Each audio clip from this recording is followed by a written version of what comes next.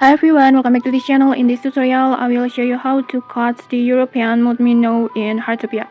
So this fish will look like this, which has a unique pattern like this, and I think this fish is one of the fish that quite difficult to get. And so to get it, you need to go to the Suburban Lake like this, and it will spawn from the midnight until midday, and it only spawns at the sunny and rainbow weather.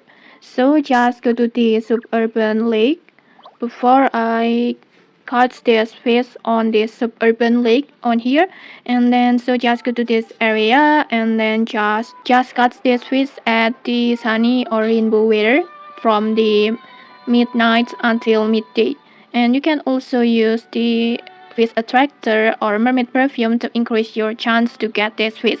And okay, that's it. If you found this helpful, don't forget to like, comment, and subscribe for more tutorials. Thanks for watching and see you.